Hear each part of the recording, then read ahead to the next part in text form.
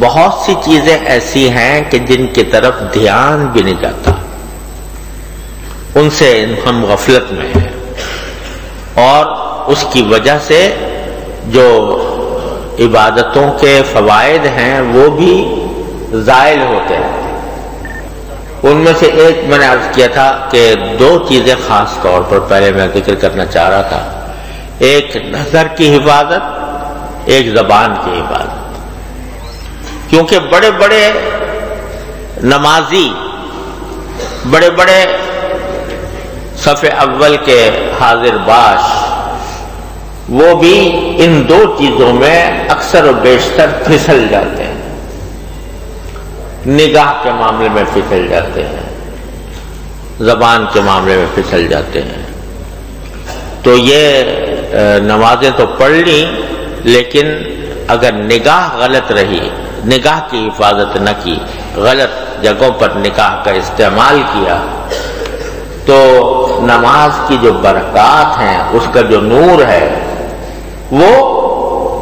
جاتا رہتا ہے اور ظلمت آتی رہتی ہے۔ ہر گناہ میں ظلمت ہے،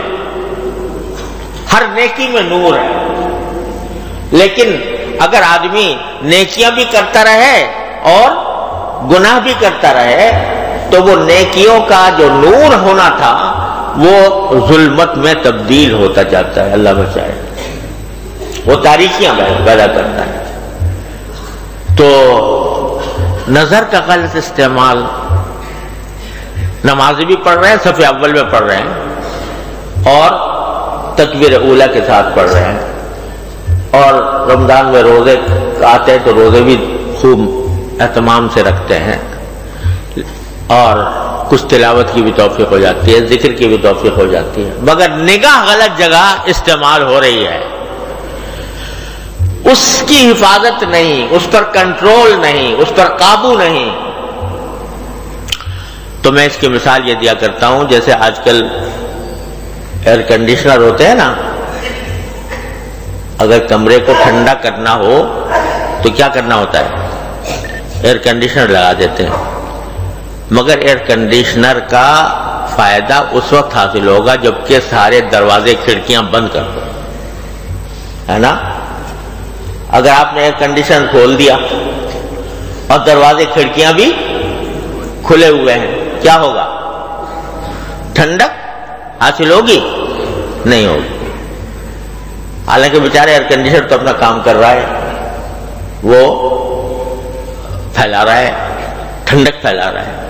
مگر آپ نے دروازے کھول رکھے ہیں، کھڑکیاں کھول رکھے ہیں، ٹھنڈک آتی ہے، باہر نکل جاتی ہے۔ اگر ہیٹر لگایا ہوا ہے، یعنی سردیوں کا موسم ہے اور ہیٹر لگا رکھا ہے، کیا مقصد ہے کہ کمرے کو گرم کیا جائے،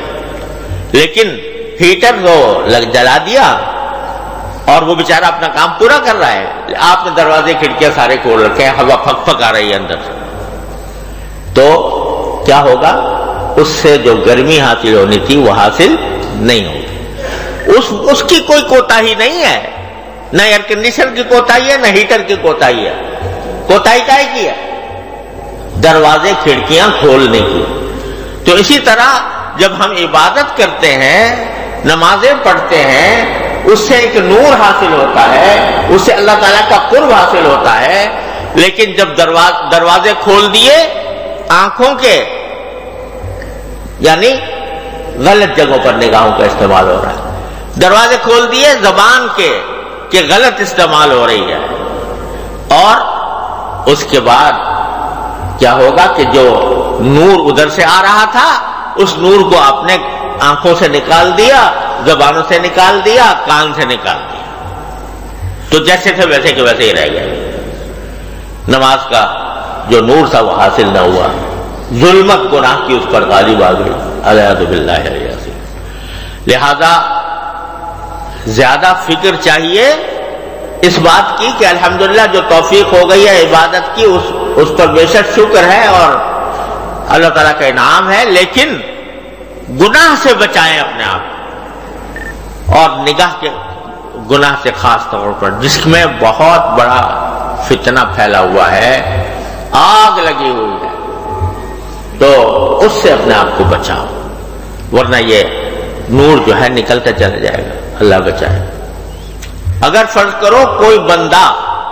ساری زندگی کبھی کوئی نفل نہ پڑھے، کوئی نفلی عبادت نہ کرے، فرائض ادا کرے، واجبات ادا کرے، سنت ادا کرے، کوئی نفل نہیں، لیکن نگاہ کو بچا لیا، زبان کو بچا لیا، اپنے اعضاء کو بچا لیا، گناہ سے بچا لیا، گناہ کوئی نہیں کیا،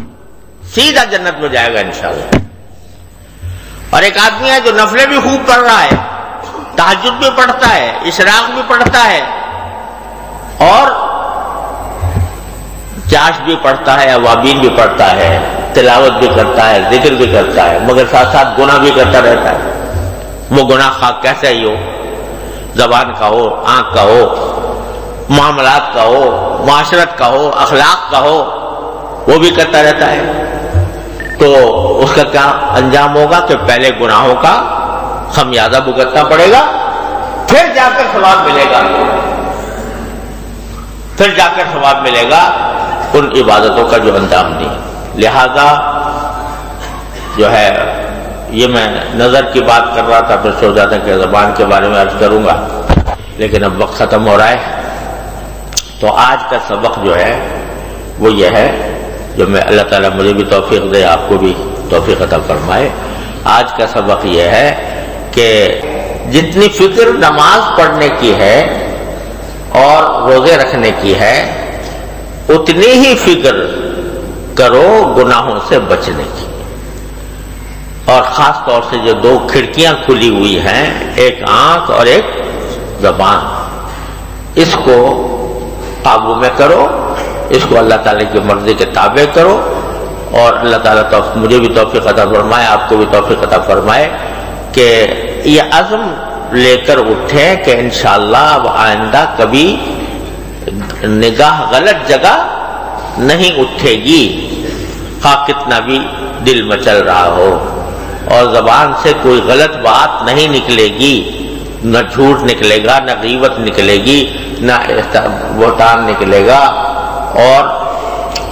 نہ اور کسی قسم کا گناہ اس سے سرزد ہوگا، کسی کی دل آزاری نہیں ہوگی۔ تو